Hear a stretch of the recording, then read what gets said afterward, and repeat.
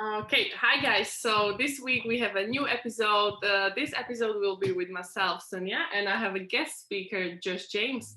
Welcome, Josh, to our podcast. Hello, nice to be on the podcast. Fantastic. So what we're going to talk about today, or what Josh is going to bring, will be a topic of a race or something called Men versus Trinity, if I'm right.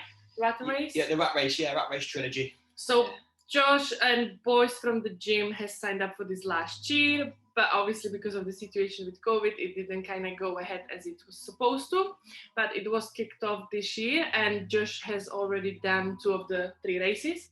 So he's gonna talk us through what the races are and his experience, and then we're gonna move on to a little overview of like how you're supposed to maybe prepare for something like that, what sort of training you should do, and we'll go from there. Cool. Fantastic.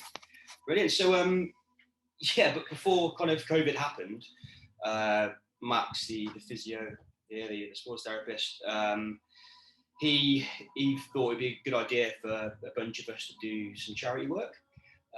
So he previously did one rat race, which is called the Man vs Mountain, and he looked online, and they do a trilogy where throughout pretty much the summer you do.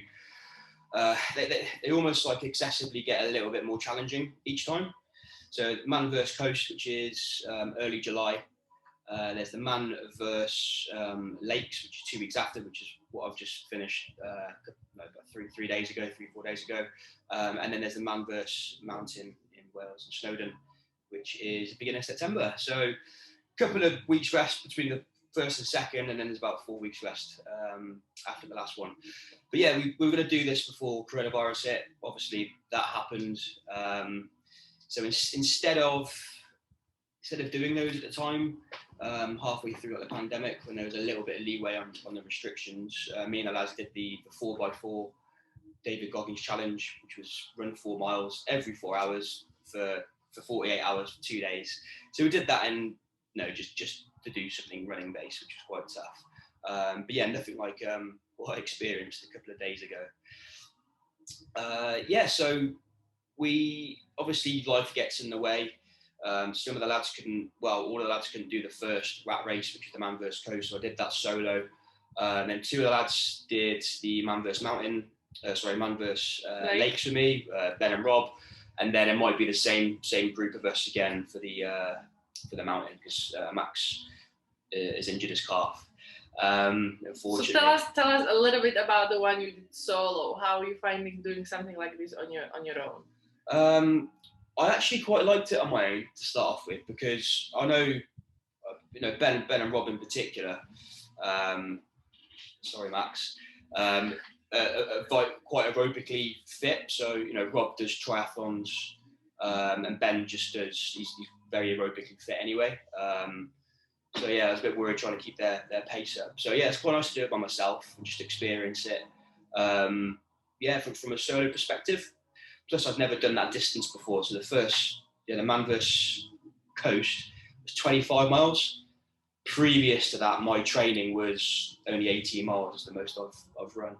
So yeah, there was no pressure on anyone else's pace. So do you want to describe shortly how you kind of prepared for this and how long maybe you were preparing for? Yeah, sure. So a year before it all started, we did quite a lot of preparation running anyway. And then David Goggins' challenge was quite nice. Then the winter hit, obviously the pandemic, so didn't do much running, to be honest with you. So we only kind of realised maybe 3 or 4 weeks before the first event this year that we're actually doing it. So my first kind of protocol was firstly getting all my equipment needed. So you have to run with a set equipment, which when I weighed all the equipment was about 5 to 6 kilos. What sort of equipment is it? So you have to have a running vest. You have to have 2 liters of water on you at all times. Are you allowed to drink that water?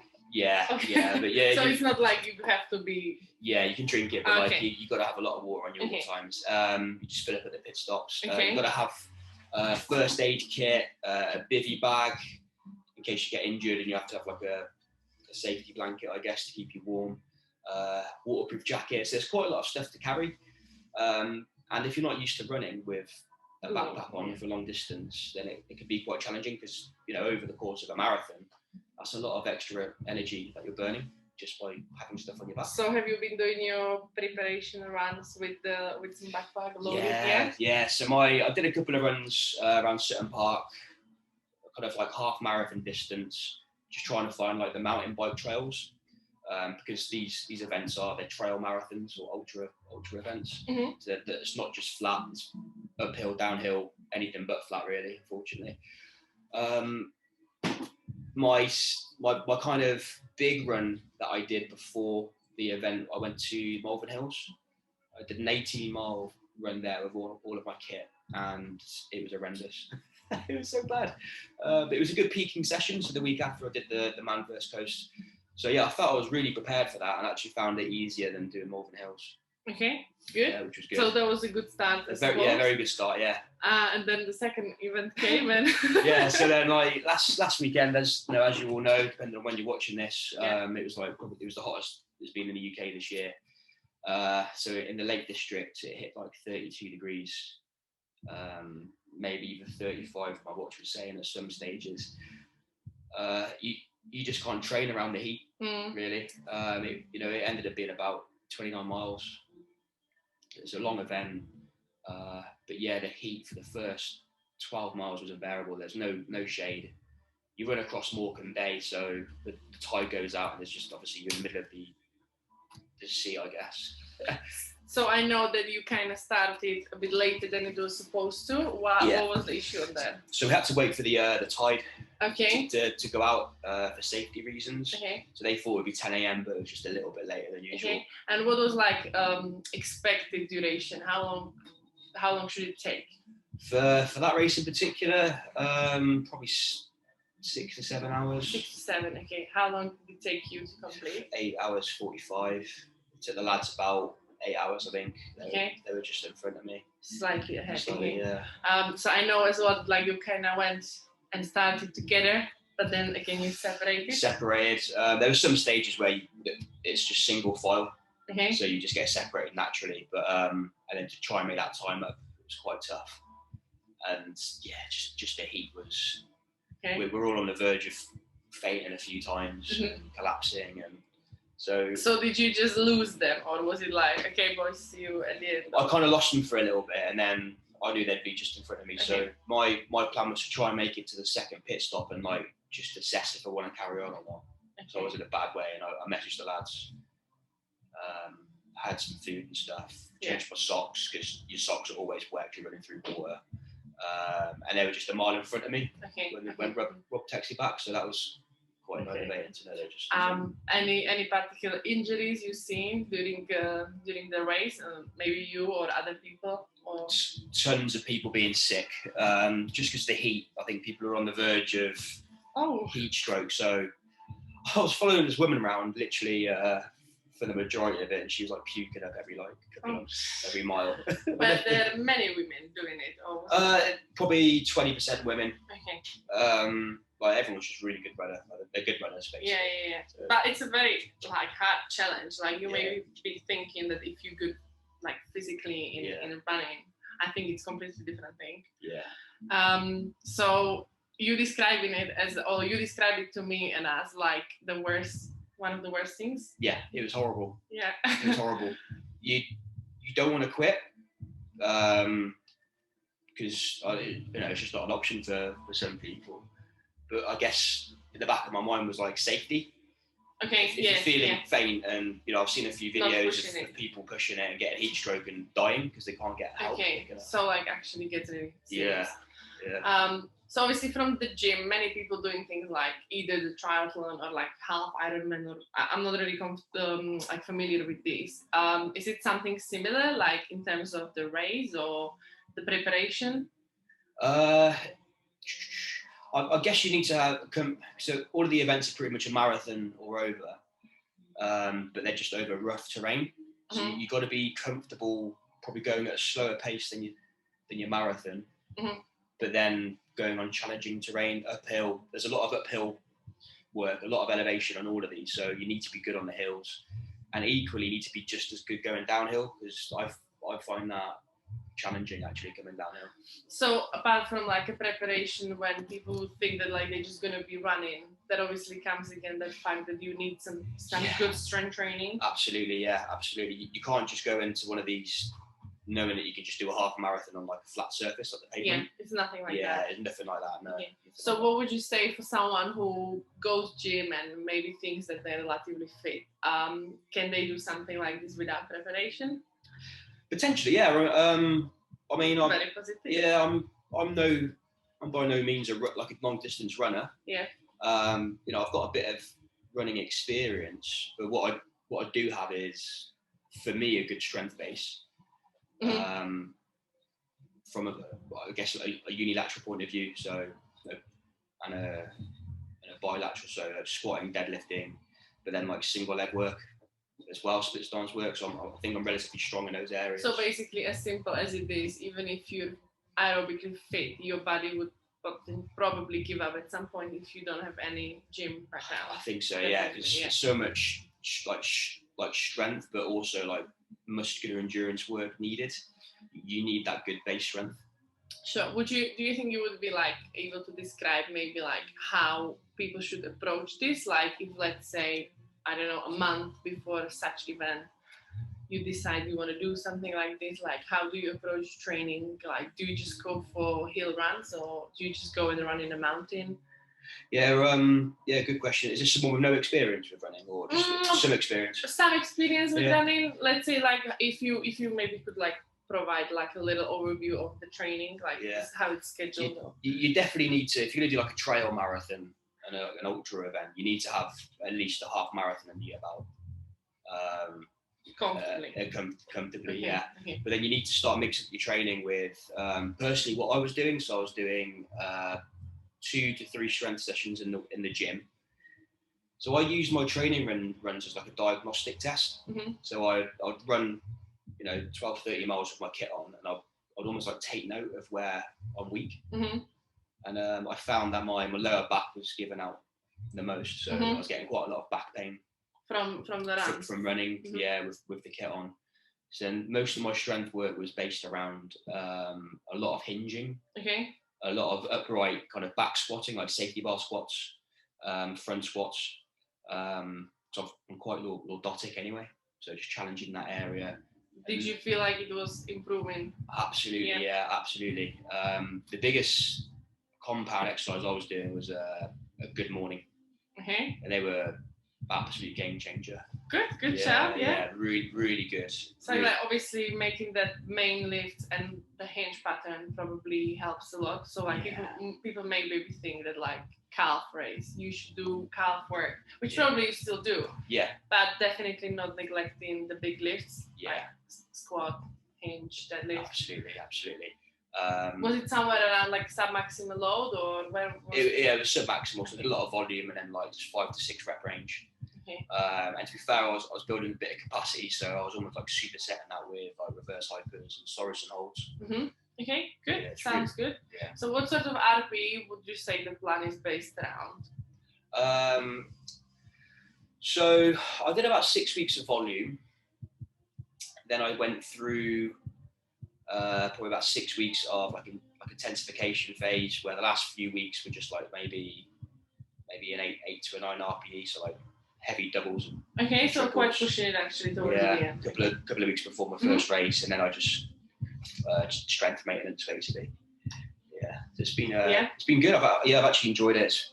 It's good to come and everything around. Yeah, it's good to come to the gym and have a purpose, and not just train. So it's like, right, I need to make sure my lower back's strong. I'm building up a single leg strength, and then because you're wearing the backpack, you do a lot of like the body posterior work, so like a lot of mid back. Mm-hmm. Sounds great. Yeah.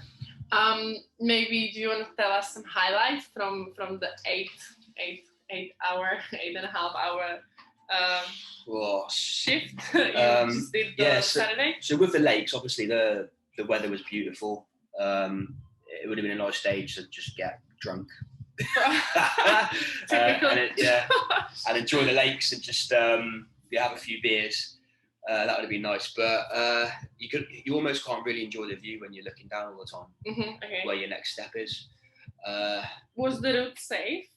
No, No. there's a lot of like slippy rocks, and you're going up like, I wouldn't say mountain, but like hill edges, where it's a real narrow, like rocky terrain, so you could slip easily, for sure, and hurt yourself. The highlight was definitely probably the beginning. So running across Morecambe Bay, so that was a 4-mile stretch. That was quite cool. You don't realise, well, my legs got quite fatigued, even though the sand was quite hard at the time. Yeah, I felt it coming off. So do you think that if the weather would be like, if it would be colder, it would be easier a little bit? Yeah, 100%. So the Manvers coast, which was similar elevation, I finished that in like 5 hours 50. That was like 25 miles. And then at the same point on the lakes, I was way off. Yeah, like I reckon it's way off. Well done for managing. And what would you say is like a takeaway for someone who would now, let's say, said that, I want to do it next year? Like a biggest takeaway as an experience from this particular one? Definitely start slow. Like a year is a really good time to build up volume. So trail marathon running, you typically you're running quite slow. So there's no need to go out and try and hit like a 4-hour marathon time or a 2-hour half marathon, because that's not going to be your race pace. Yeah. Your race pace is going to be a lot slower than that. Yeah. Was it a lot of actual walking, maybe just like coasting through? Yeah. Yeah, there's some hills you just physically have to walk up. Yeah. And I'd almost say get good at walking up hills fast. Okay. So I don't think there's much benefit running up some of them, because it's going to use a bit more energy. Just keep going. If you can get, like I know Rob was quite good at Ben was with him most of the way. Like he was really good at walking up hills. Some people were walking as fast as I was running, which was pretty cool to see. Yeah, so you've got to be efficient on these runs, I think. And now, when's the next one? The last one then? Last one is September. Beginning of September. I think it's the 4th or the 3rd. So that's going to be 22 miles, basically running to Snowdon, running up to the peak, and running down. Okay. Which should be good. Well, you said it like it's like an easy one, but I assume it's not. So what is it? What it leaves you with almost like a month and a half ish. Yeah. So what's the prep now, or how are you gonna approach it before this? So this week I'm waiting for my blisters to go. You still recovering? Oh yeah, absolute rookie. So I forgot my insoles for my trail shoes. I was washing them at home, and I put some newspaper in and left my insoles at home. And oh no! So you did that. Yeah, so I had to budget. So I got my trainers, got the insoles from there, and like managed to like just make them fit, but they weren't a good fit. That's so unlucky. I know.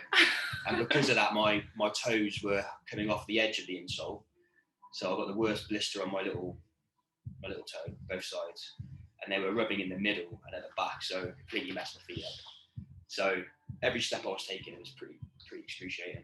Oh, okay. Yeah. So recovery week this week. Recovery, I'm going to get on the bike today, probably all week to be fair. A few like 30 to 45 minute spin bike sessions, more of the body-based stuff, some stretching, and I'll get back into strength maintenance next week.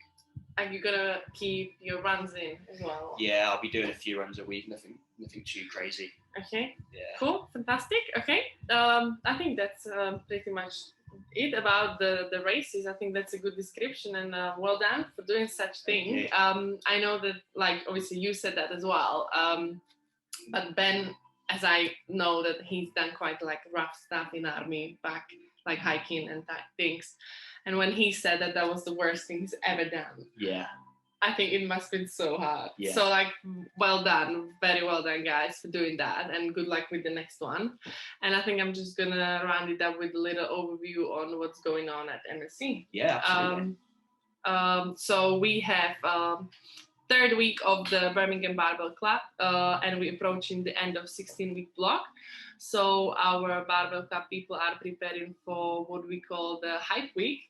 So next week you should be seeing loads of successful or hopefully successful lifts or PBs in a week. So through the whole week, Barbell Club in the evening and morning will be doing their 1 RM. So they will try to attempt their best lifts.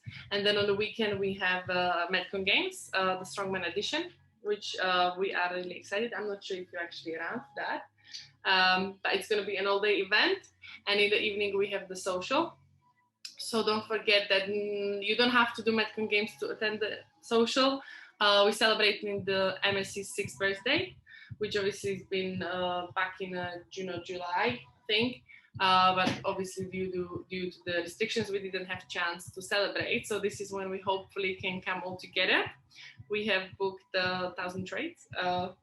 I'm saying it all publicly, but yeah, well, we'll be there on Saturday evening, so everyone's welcome, and that should be really, really good event then.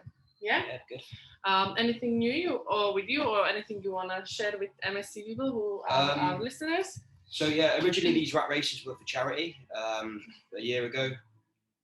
We haven't raised any money yet because it was like very last minute, knowing we're going to be doing the races within the rearranged dates. But I'm going to set a new link up. So if anyone's listening to this, yeah, we'll set the link up, and if you want to donate to charity, cool. We'll then share definitely the link as well. Yeah. Nice. So this was like a quicker one, but just to catch up on what's going on, people, and our lifters at MSC doing bits. So why not share that, right? Lovely. Thanks, Josh, for doing the podcast, and hope you guys well. And should be next week with Mark, hopefully. Okay, yeah. Lovely, fantastic.